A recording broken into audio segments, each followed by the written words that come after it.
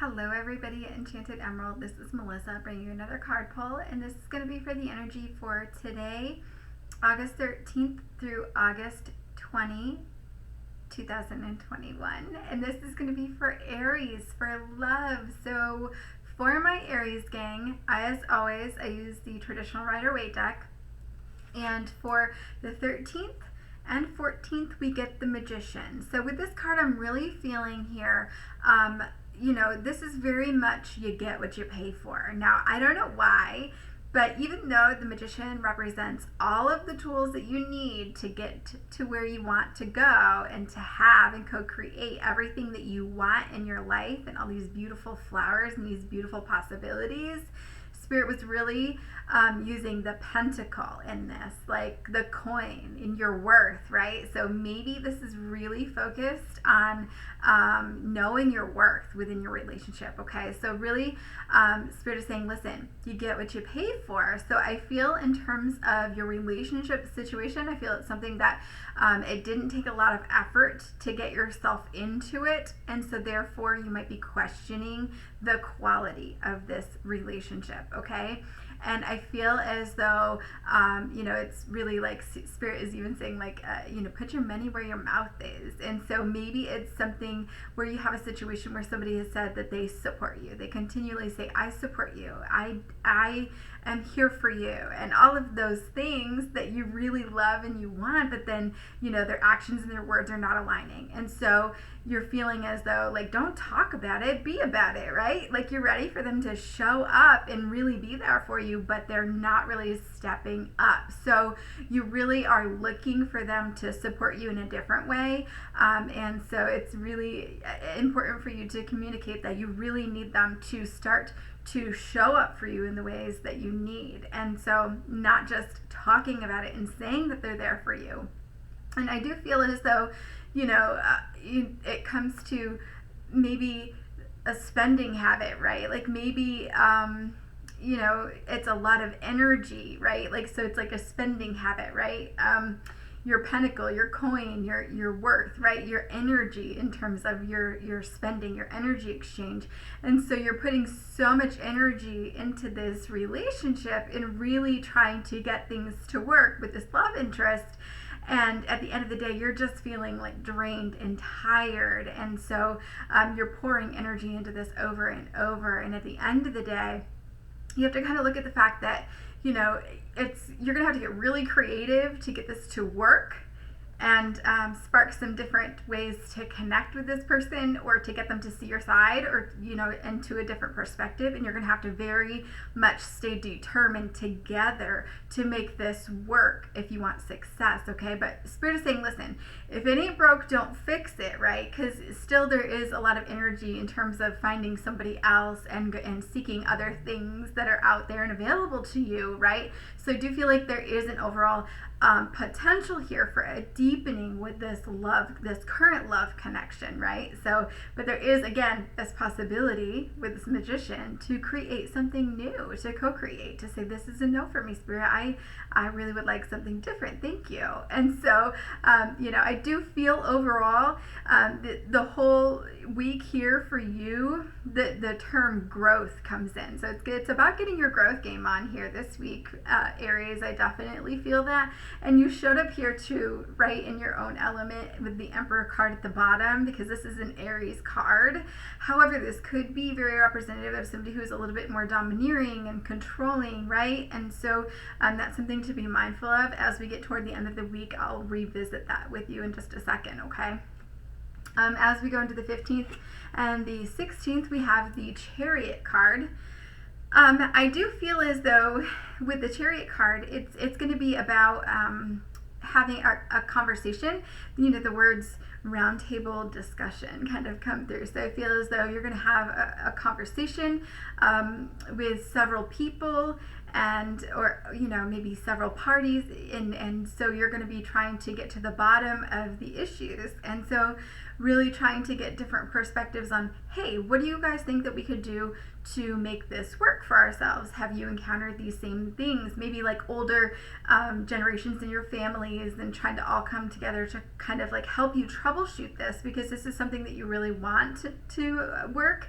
And so maybe gathering some different perspectives and different ideas, and try to like how you can move forward and take the good with the bad in terms of the black and the white, the good with the bad, because we do feel like that there's some like subconscious issues and things like that coming up with this in terms of cycles that are repeating. And so how you are going to be able to step out of that cycle is by responding differently, right? So I feel like it's an overwhelming thing, but I feel like this could be helpful just to be able to see some different perspectives. But I do feel like too, from that round table, you'll feel at the end of the day, you're going to see that people might point out various things and have different perspectives and ideas. But I think that the benefit for that for you will be that many people will bring up the same thing that they see as an issue. And it'll be an overarching theme, and it'll be something that maybe you didn't even see. So I'm getting chills with that. So I feel like that's definitely somebody's message out there. The 17th through the 18th, we have the Two of Cups, which actually just came up in my Friday the 13th read. So if you haven't listened to that, you may want to check that out. It was definitely a love reading.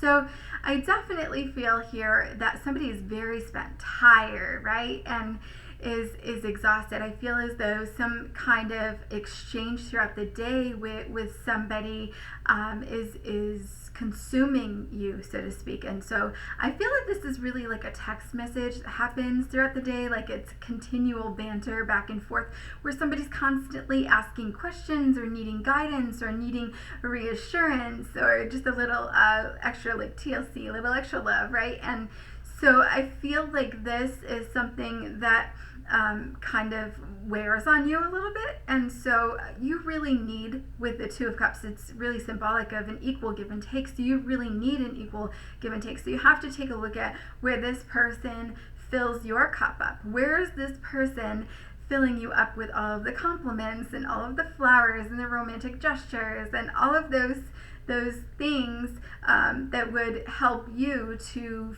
feel fulfilled and helping you to fill your cup so that your cup is full and you're giving love from the overflow, right? You want to be giving from out here and not always from in here, because if you're so tired and you're giving from in here, your cup is just getting lower and lower and you're feeling more and more exhausted. So not only do other people and their words and actions and things like that help to fill our cup up, but we can fill our own cup up in terms of our own self-care. So what are you doing? You can look at that as well to take care of yourself throughout this week, making sure that if you want to take a hot bath and a hot Epsom soak, do that.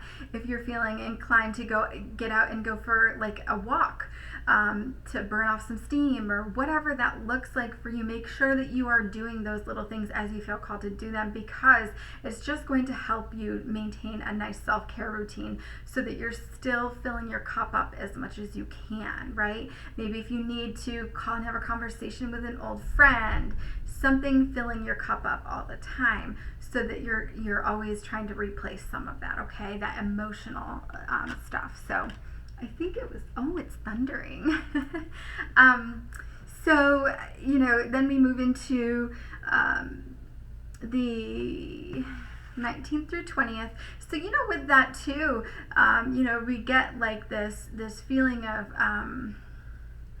it's like, share and share alike, right, is what Spirit's saying. So feel as though it's not necessarily just about an emotional give and take. I feel like that could also be about a financial give and take.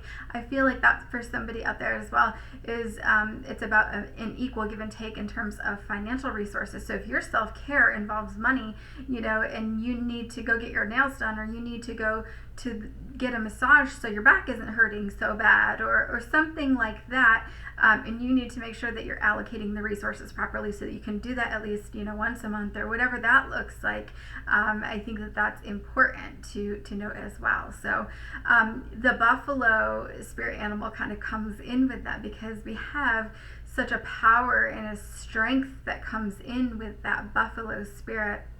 And that is a beautiful reminder here that, you know, it's about survival with this, right? And so when you're feeling so spent and tired, you know, you want to make sure that you're doing enough of the things that you are not just running in survival mode, right? Like, you are doing things that also bring you joy, and doing those things can help in long term, just happiness, and just helping you overall just feel a little bit more fulfilled and filling that cup, okay?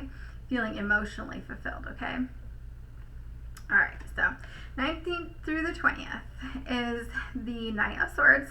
So really with this, I do feel that, I mean, this guy comes in really quick, okay?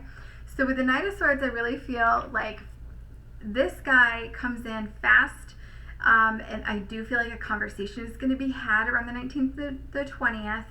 And I feel like somebody is going to be very impulsive with what they say. I feel like they could be dancing around a topic, not necessarily saying exactly what they want to say. And I do feel as though that tempers could flare. I mean, I feel like this person has a lot of quick wit, so I feel like they know exactly when to say the right things and all of that.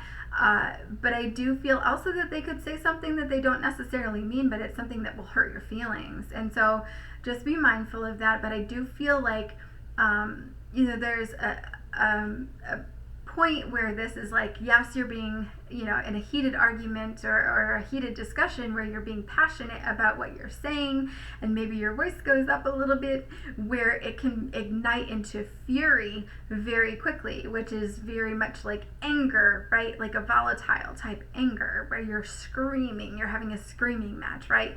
So I feel like that's a choice. So just be mindful of that. So if this is the person and this is how they're reacting, I feel like that's a choice on their behalf, and understand that you don't have to feed into that either. So on the other side of that, there's a whole nother choice that could come out of this. You could see how this person is responding and say, listen, this is the same dynamic over and over again, and I just don't want to do this.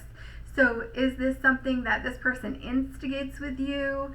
And, you know, then you have to kind of understand that, you know, it's like a breakdown overall of communication. And so if you aren't looking back at that round table discussion and that communication hasn't come up, and, you know, this is a communication thing, is there a way that you can improve that? And if there isn't a way that you can improve that, or maybe that's something that you've been working on, you have to kind of look at the real stuff in terms of, like, is this person capable of meeting my expectations in terms of communication and you know, behavioral standards in terms of how I want to be treated, right?